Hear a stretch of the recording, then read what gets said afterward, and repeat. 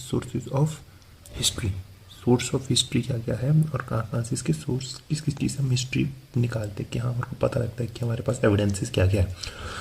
तो इसमें सबसे पहले आएगा लिटरेचर सोर्स। लिटरेचर सोर्स वो होते हैं जो हमारे पास रिटन टेक्स्ट होते हैं, जैसे हिंदू टेक्स्ट और बुद्धिस्ट टेक्स्ट। हमारे पास लिटरेचर है, जैन लिटरेचर है, वेदास है, हमारे जो महाभारत है और मनु स्मृतिज वगैरह, ये जो हमारे पास रिटन एविडेंसेस है इसको हम लिटरेचर रिसोर्स बोलते हैं। फिर सेकंड आते हैं हमारे पास आर्कियोलॉजिकल सोर्स। आर्कियोलॉजिकल सोर्स होते हैं जो इंस्क्रिप्शन होते हैं हमारे पास डिफरेंट लैंग्वेजेस में, जैसे हमारे को रॉक इंस्क्रिप्शन होता है, एडिक्ट्स होते हैं, वो हमारे को जो मेटल में मिलते हैं हमारे को वो सारे इंस्क्रिप्शन होता है। जैसे पाली टेक्स्ट होता है हमारे पास, प्राकृत लैंग्वेज है, संस्कृत लैंग्वेज है, तमिल है, इन डिफरेंट लैंग्वेज में हमारे पास जो टेक्स्ट है उनको हम बोलते हैं आर्कियोलॉजिकल। तो इस टाइम पे जो गुप्ता था उससे पहले हमारे यहाँ पे बिफोर गुप्ता पीरियड 95% इंस्क्रिप्शन थे वो प्राकृत लैंग्वेज में लिखे जाते थे।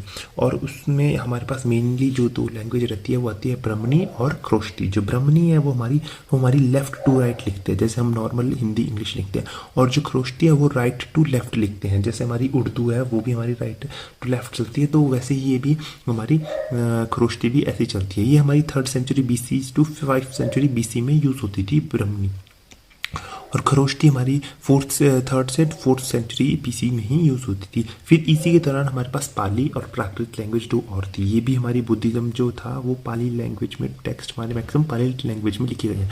प्राकृत भी उसके बाद यूज़ हुई है।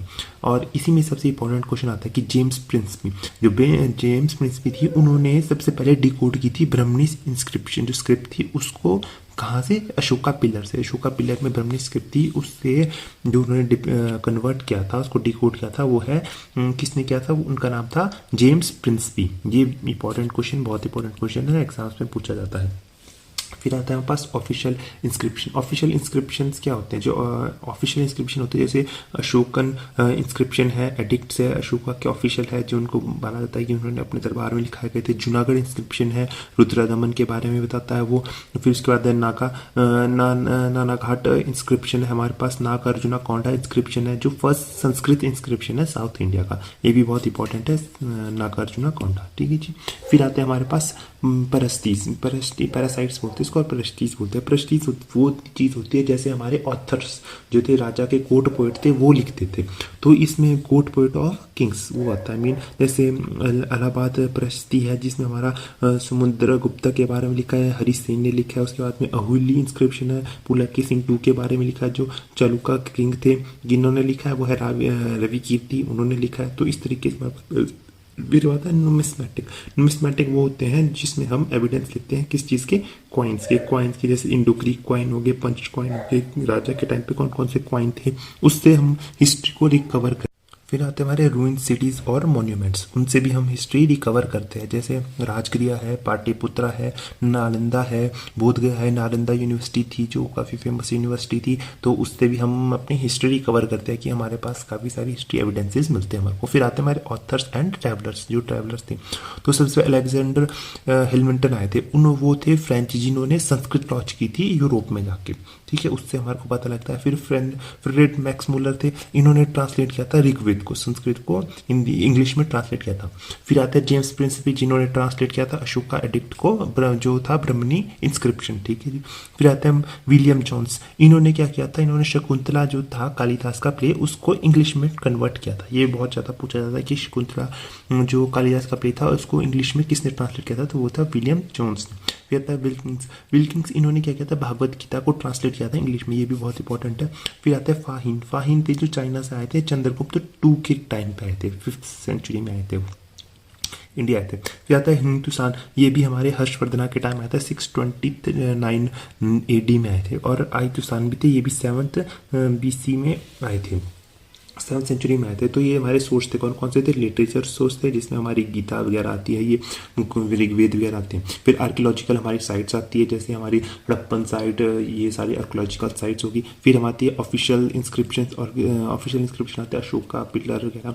फिर आते हैं हमारे प्रस्टीज आती है जो ऑथर्स ने लिखी थी, जो उनकी कोर्ट पर उन्होंने लिखी थी। फिर आते हैं नुमिस्मेटिक, हमारे कॉइन्स आते हैं जिसमें हमारे कॉइन्स डिफरेंट टाइप के कॉइन्स है, राजा के कॉइन थे। फिर आते हैं हमारे रूइन सिटी एंड मॉन्यूमेंट मॉन्यूमेंट्स जिसमें हमारे नालंदा वगैरह ये यूनिवर्सिटीज़ है जो मॉन्यूमेंट टूटे हुए हैं उससे हम हिस्ट्री कवर करते हैं। और लास्ट में आते हैं ऑथर एंड ट्रैवलर, जो ट्रैवलर्स जिनसे हमने जाना, वो जो इंडिया आए थे उन्होंने अपनी बुक्स लिखी, ऑथर्स बुक्स लिखी इंडिया पे, उससे हम ये सारा रिकवर करते हैं। इसके बाद हम शुरू करेंगे Indus Valley civilisation. Indus Valley civilisation, तो इसको शुरू करने से पहले हमें ये पता होना चाहिए हमारे पास कौन कौन सी सिविलाइजेशन थी उस टाइम पे और क्या क्या था। तो हमारे पास बेसिकली उस टाइम 3 सिविलाइजेशन होती थी। एक होती थी हमारी हड़प्पन सिविलाइजेशन, एक होती थी मेसोपोटामिया सिविलाइजेशन और थर्ड होती थी हमारी इजिप्टियन सिविलाइजेशन। ये तीनों ही सेम एज की सिविलाइजेशन है और ये oldest civilisation of the world है। तो हड़प्पन थी वो देखो आपको इंडस रिवर पे थी, India maximum half of the India इन्होंने कवर किया था। फिर आई थी मेसोपोटामिया, मेसोपोटामिया जो सिविलाइजेशन थी वो टिग्रिस रिवर पे थी और ये हमारे इराक, ईरान, बगदाद एरिया है, इस रिवर पे ये टिग्रिस रिवर है और इस रिवर के आसपास ये सिविलाइजेशन थी। फिर थर्ड थी हमारी नील सिविलाइजेशन जो थी हमारी इजिप्टियन सिविलाइजेशन, जो कौन से नील रिवर पे थी यहाँ पे। तो इन 3 रिवर्स पे ही हमारी बेसिकली सिविलाइजेशन थी। उसके बाद हमारी अदर सिविलाइजेशन हुई, जैसे चाइनीज सिविलाइजेशन होगी, ग्रीक सिविलाइजेशन होगी, उसके बाद ये जिस वाइज ये सिविलाइजेशन बनती रही। पर बेसिकली शुरू में हमारे पास यही 3 सिविलाइजेशन थी। तो हम अब शुरू करते हैं हड़प्पन सिविलाइजेशन और Indus Valley civilisation. Indus Valley civilisation, Indus Valley civilisation कब से थी? 2500 से लेकर 1600 बीसी के बीच में हमारी इंडस वैली सिविलाइजेशन थी। तो इसी के साथ कंटेम्प्रेरी सिविलाइजेशन जो थी इसके साथ आती थी वो थी मेसोपोटामिया सिविलाइजेशन टिग्रिस रिवर पे और इजिप्टियन सिविलाइजेशन नील रिवर पे। अब हम इसको इंडस सिविलाइजेशन क्यों बोलते हैं? क्योंकि इंडस वैली सिंधु घाटी, तो इंडस सिंधु नदी भी बोलते हैं हिंदी में, तो इसको सिंधु घाटी उस वजह से भी Indus valley river, Indus river पे है तो इसको इंडस सिविलाइजेशन बोलते हैं। इसको एक और नाम है इसका हड़प्पन सिविलाइजेशन, क्योंकि जो फर्स्ट साइट एक्सप्लोरेट की थी तो वो थी हड़प्पा। तो फर्स्ट साइट जो इन्होंने ढूंढी थी हमने तो वो हड़प्पा थी, इसलिए इसको हड़प्पन सिविलाइजेशन भी बोलते हैं। और साथ में इसको ब्रॉन्ज एज भी बोलते हैं क्योंकि इस एज में ब्रॉन्ज का यूज ज़्यादा हुआ था।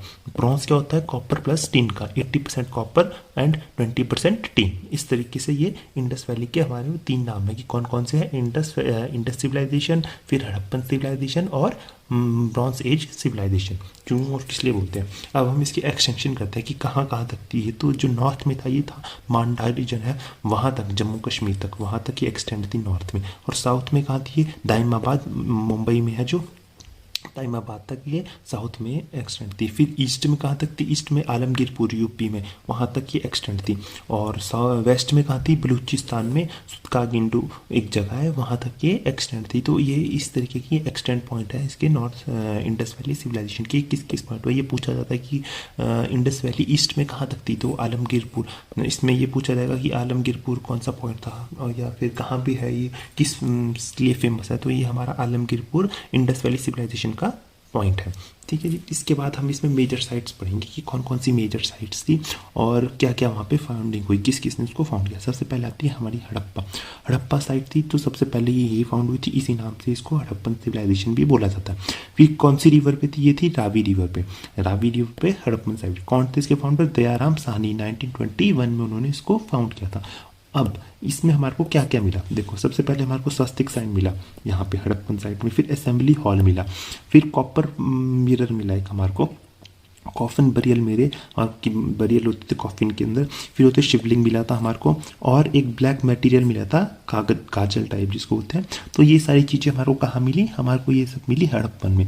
और कौन सी रिवर पे? रावी में। कब किया था? 1921 में। तो सबसे पहले शुरू कहाँ से हुई थी? 1921। अब कोई भी इंसान है कुछ खोजता है तो उसके बाद उसको देख के काफ़ी सारे लोग और ढूंढना शुरू करते हैं। तो इसी की तरह हमारे पास भी आगे को जैसे जैसे लोग जागरूक हुए उन्होंने हड़प्पन साइट को फाउंड करना शुरू किया। फिर सेकेंड साइट आती है हमारी मोहनजोदारो। मोहनजोदारो को हम मौत का टीला भी बोलते हैं और इसको रेगिस्तान टाइप था ये, इसलिए इसको मौत का टीला भी बोला जाता है। कि कौन सी रिवर पे था? इंडस रिवर पे था। इसकी फाउंड किसने किया था? आर.डी. बैनर्जी ने फाउंड किया था, 1922 में किया था। 21 में दयाराम साहनी ने किया था हड़प्पा को और 22 में किया था मोहनजोदाड़ो को आर.डी. बैनर्जी ने 1922 में। ये इंपॉर्टेंट क्वेश्चन है, ये हर बार पूछा जाता है कि मोहनजोदाड़ो को किसने फाउंड किया था या फर्स्ट साइट कौन सी थी, किसने की थी, कौन सी रिवर पे थी। तो अब आता है फाउंडिंग्स कि हमारे को वहाँ पे क्या क्या मिला। तो हमारे को ग्रेट ग्रैनरीज मिली। ग्रैनरीज मतलब कि जो उनका स्टोर होते थे खाने के, उसका का बहुत बड़े बड़े स्टोर्स मिले हमारे को खाने के। फिर हमारे को ग्रेट बाथ मिला, एक बहुत बड़ा बाथ टब बनाया था उन्होंने पाउंड जैसा, वो मिला। फिर हमारे को पशुपतिनाथ की मूर्ति मिली है वहाँ से। हमारे को ब्रॉन्ज डांसिंग गर्ल मिली है, ब्रॉन्ज मेटल की डांसिंग गर्ल की मूर्ति मिली है। और कॉटन क्लोथ मिले हमारे को, कि उससे हमें पता चलता है कि वो कॉटन तब से यूज़ करते थे, इंडस वैली टाइम से ही कॉटन यूज़ होती थी। फिर आता है हमारे पास चानो मोदारो जो है वो इंडस रिवर पे ही है, और इसको एनजी मजूमदार ने फाउंड किया था। कब किया था? 1931 में। 1931 में एनजी मजूमदार ने चानो मोदारो को फाउंड किया था। फिर उसके बाद उन्होंने वहाँ पे क्या क्या पाया? उन्होंने एक इंडस्ट्रियल साइट पाई, जैसे हमारी इंडस्ट्रियल एरिया है वैसे ये इंडस्ट्रियल साइट उस टाइम भी हुआ करती थी। फिर टॉय इंडस्ट्री होती थी वहाँ पे, खिलौने बनाने की कंपनी होती थी। फिर हमारे को सील फैक्ट्री मिली है, सील्स बनाते थे वो वहाँ पे, मोहर बनाते थे। फिर हमारे को ब्रॉन्ज बुल कार्ट मिली है, कि एक मेटल की, ब्रॉन्ज मेटल की घोड़ा गाड़ी टाइप मिली है हमारे को। तो ये सारी फाउंडिंग्स कहाँ हुई है? चानो मोदारो में। कौन सी रिवर पे? इंडस पे, 1931 में एनजी मजूमदार। फिर आते हैं हमारे पास लोथल जो गुजरात में है, वहाँ पे भगोवा रिवर होती थी, उस पे ये साइट थी। और उसके बाद किसने की थी? SR राव ने की थी 1957 में। तो देखो ये जो इंडस वैली सिविलाइजेशन है, कोई भी सिविलाइजेशन है, वो मैक्सिमम रिवर की साइड इसलिए है क्योंकि जल ही जीवन है, जल से ही हमारे को खाना पीना सब कुछ बहुत ज़रूरी है, तो वो नदी के आसपास ही सिविलाइजेशन करते थे। तो ये हुई थी 1957 में फाउंड हुई थी। फिर यहाँ पे हमारे को क्या क्या मिला था? देखो डॉकयार्ड मिला था, अभी हमारे को पता है गुजरात में काफ़ी अच्छा डॉकयार्ड है, वहाँ से इम्पोर्ट एक्सपोर्ट होता है, तो उस टाइम भी यहाँ पे डॉकयार्ड हुआ करते थे। फिर हमारे को राइस हस्क मिला है, कि वहाँ पे एक ढेरी होती थी राइस की, उस टाइम की राइस की हमारे को एक ढेरी मिली है। फायर अल्टार मिले हैं, जिसको हम बोलते हैं हमारे को फायर अल्टार मिले थे। भट्टी मिली थी जिसमें वो अपनी काम करते थे, जैसे मेटल की चीज़ें बनाते थे या कोई और इक्विपमेंट बनाते थे, वो मिले फायर अल्टार। चेस मिली है एक हमारे को, और एक कपल बरियर मिला है। कपल बरियर मतलब वो कि कपल में डालते थे वो, मतलब जब मर जाता था कोई तो उसको इकट्ठे दो को भी एक साथ बरी कर देते थे। तो ये सारी चीज़ें हमारे को लोथल से मिली। ये बहुत इंपॉर्टेंट साइट है लोथल का, बहुत बार पूछा जाता है कि डॉकयार्ड कहाँ मिला था हमारे को, और उनकी डॉकयार्ड कौन सी साइट पे थी, किसने फाउंड किया था, तो ये बहुत इंपॉर्टेंट है लोथल। फिर आती है हमारी काली बैंगन घाघर रिवर में थी राजस्थान में। फिर इसमें हमारे को आनंद घोष ने की थी, इसकी फाउंड कब की थी? 1960 में।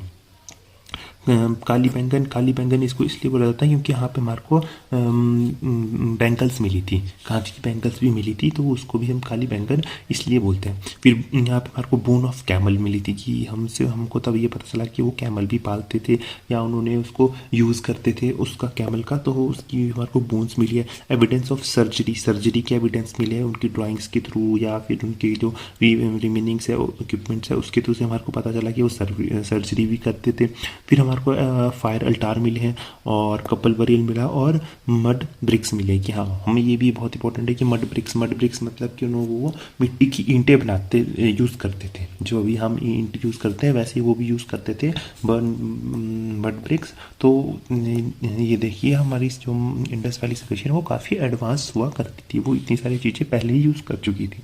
फिर आती है हमारी ढोलावीरा जो है ये हमारी लूनी रिवर पे है, जे जोशी ने की थी 1967-68 में। यहाँ पे हमारे को एक स्टेडियम मिला खेलने के लिए, वो स्टेडियम बनाया था उन्होंने, क्रिकेट स्टेडियम, वो हमारे को ढोलावीरा में मिला।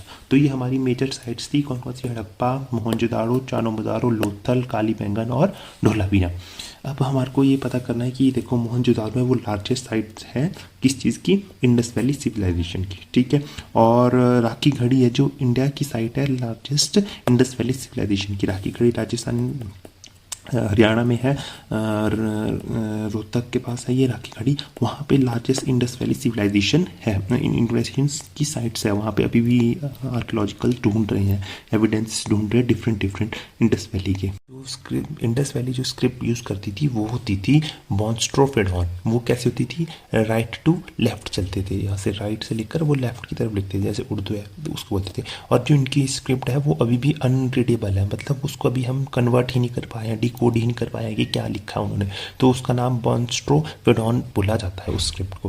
फिर जो इंडस वैली थी ये कहाँ से बिलोंग्स थी? जैसे मैंने आपको बताया मेसोपोटामिया से भी थी, और कुछ एक हमारे टिग्रिस रिवर के उसके आसपास थे, और कुछ इजिप्ट सिविलाइजेशन के थे। तो ये मेडिटेरियन मेडिटेरेनियन सी के पास के थे, मंगोलियंस थे, प्रोटो एस्ट्रो थे, ऑस्ट्रेलिया से थे, और अल्पाइन जोन के भी थे, और ये ओमनिवोरस थे मैक्सिमम। फिर इनका बेसिकली ये पूछा जाता है कि भाई ये किस टाइप की इकोनॉमी थी, इनकी थी मिक्स्ड इकोनॉमी।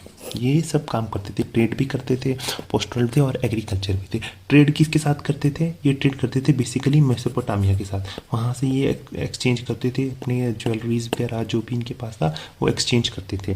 फिर आता हमारा रिलीजन, ये नेचर वर्शिप करते थे, जो हमारी जैसे जलवायु और इन सब की ये पूजा करते थे, और स्वस्तिक की भी ये पूजा करते थे। डिक्लाइन इनका अभी तक कोई पता नहीं है कि किस वजह से डिक्लाइन हुआ। कुछ जो हिस्टोरियंस है वो बोलते हैं कि वहाँ पे बाढ़ आई थी, उस वजह से इनका सारा डिक्लाइन हुआ। कुछ का मतलब इनका डिक्लाइन का कोई एविडेंसेस नहीं है। तो ये थी हमारी Indus Valley civilisation. Next video में हम करेंगे वैदिक कल्चर, वैदिक लिटरेचर और वैदिक पीरियड।